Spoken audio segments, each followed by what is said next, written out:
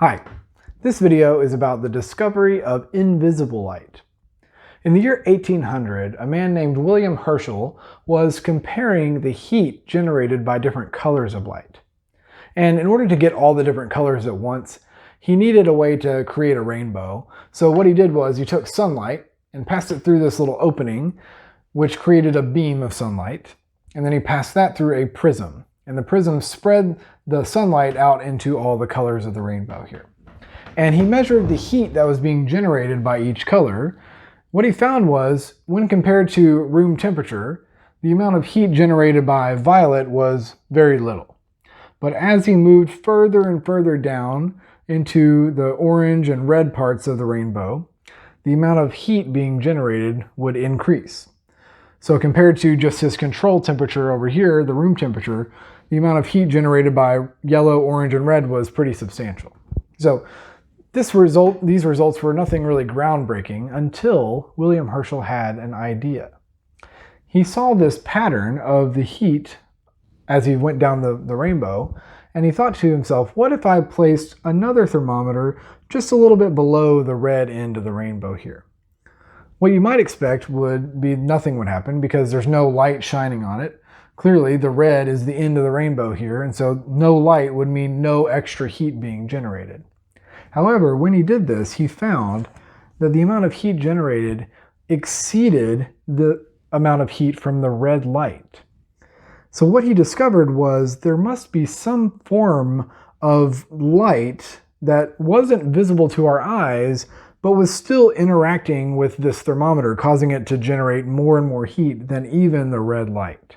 And so what William Herschel discovered was that invisible light existed below the red end of the spectrum of colors, and he called it below red or infrared radiation. So this was the discovery of infrared light. So this led other scientists at the time to start thinking, okay, if there are forms of light that exist beyond the red end of the rainbow, what if we went the other direction too? Is there a way to show that there's another form of invisible light beyond the violet part of the spectrum? And so that leads us to another experiment.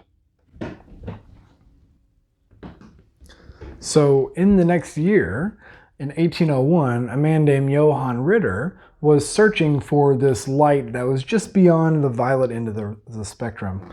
And so what he found was he could take this photographic paper.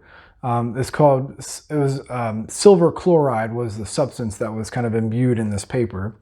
And it was known at the time to turn like a dark gray or bluish tint as you shine different colors of light on it. And the pattern was, as you got closer and closer to the violet end of the rainbow, it would turn more and more grayish blue. And so he took this photographic paper, silver chloride paper, and he placed it along the different colors of light. And when he placed one a little bit beyond the violet end of the spectrum, he found, sure enough, it actually turned even darker than the violet end of the rainbow. So what could be causing this? There has to be something, because if you just normally had this paper, it wouldn't really do anything.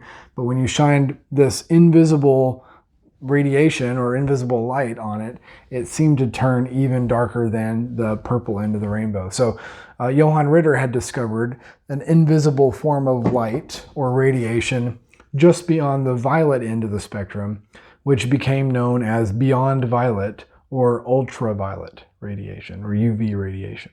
So these were the first two forms of light discovered that was beyond the visible part of light that we can see.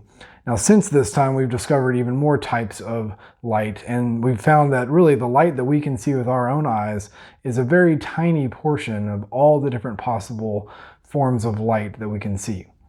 So that's all I've got for you in this video. Remember, the opposite of love is not hate, but apathy.